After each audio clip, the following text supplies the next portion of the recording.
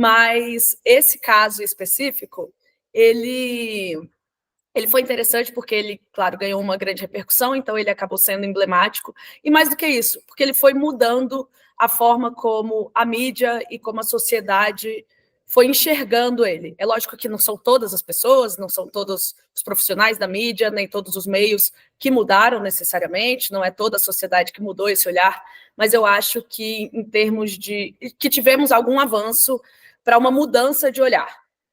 Em relação à violência contra a mulher, a violência que se pratica contra a mulher, e aí aqui num recorte inserido dentro desse meio, que é o futebol, que é um meio super machista, seja dentro de campo, seja fora de campo, né? Seja dentro do estádio nas arquibancadas, fora do estádio com as torcidas, e aí a gente pode colocar não só torcida, né? Mas, enfim, jornalismo, produção de TV, de rádio, enfim, são muitos os ambientes e os espaços que o futebol chega e, portanto, que também os debates que envolvem a sociedade e que são contemplados pelos agentes do futebol também chegam. Então, e aí falando mais de mim, eu achei que, assim, bom, primeiro, eu acho que é importante falar que observar um caso de tanto tempo atrás é assustador. Foi assustador ver como que os jornais da época trataram o caso lá em 1987, quando ele estourou como escândalo, né? Escândalo de Berna. Eu fui pesquisar e revisitar alguns trechos desses jornais e é assustador mesmo, porque, enfim, não faz, lógico, mais de 30 décadas é bastante, mas não é tanto assim, né? E é uma mudança muito drástica. Assim, acho que pra gente, para mim, pelo menos, a minha experiência pessoal foi assustador ver noticiários do tipo, né? Que era principalmente de tirar a, a, a vítima, que era a menina, a vítima do estupro, como vítima, colocar os autores, que eram os jogadores ali, como ou uma tentativa de justificar a condenação, ou até mesmo como vítima da situação. Eles fizeram, mas não queria bem e tal. O debate, o início do caso Cuca, eu lembro que assim, era de dar muito nervoso, porque parecia que a gente repetia as coisas e as pessoas, ou parecia que a gente falava A e as pessoas entendiam B, né? Assim, lógico, depende das pessoas, mas o próprio Cuca demorou muito para entender que as pessoas não estavam cobrando ele voltar lá para a Suíça e cumprir uma pena que já tinha prescrito. Não era isso.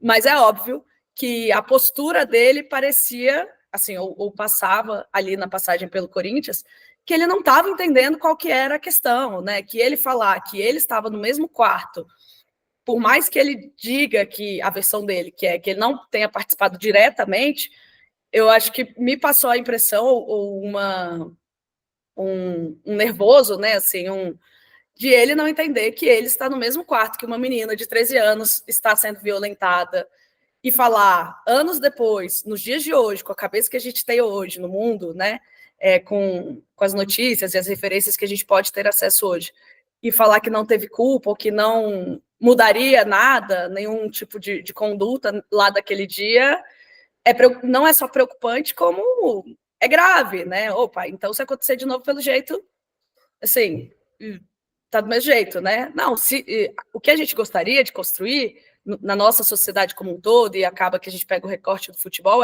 se um jogador qualquer, se uma pessoa qualquer, e mesmo que tenha muito status, como é no caso dos agentes envolvidos no futebol, se eles estiverem próximo de uma situação de violência contra a mulher, que eles tentem agir para coibir isso, seja com os próprios amigos, seja com um desconhecido, enfim, é uma sociedade um pouco menos violenta contra a mulher. O ideal seria, obviamente, uma sociedade segura, mas eu acho que isso está muito distante. Então, acho que esse processo tocou a mim também, como mulher, como essa pessoa que entendia que existia um problema velado.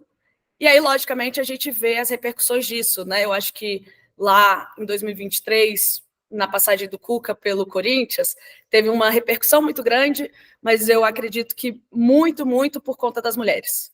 E aí outras coisas vão incomodando, porque tá, as mulheres estão gritando e os homens não estão falando nada, né? Assim, tinha até essa impressão, parecia que era um assunto desconfortável para a maioria dos homens que estavam no debate, como conduzir, como se comportar, né? E parecia que era uma obrigação das mulheres profissionais ali enfim, do espaço jornalístico que for, falar sobre o assunto, até que depois ressurge uma demanda das mulheres que era, olha, a gente quer falar sobre isso, a gente quer que esse assunto seja tratado, mas para a gente também é muito dolorido falar sobre coisas que nos machucam, que nos ferem, que nos matam. Então, entender que também fazia parte e faz parte, é um reconhecimento de que homens precisam participar, assim como toda a sociedade, obviamente, de um problema que é da sociedade, de um problema que os homens fazem parte diretamente, e, portanto, a solução também faz parte diretamente de uma participação coletiva, de uma conscientização e participação coletiva.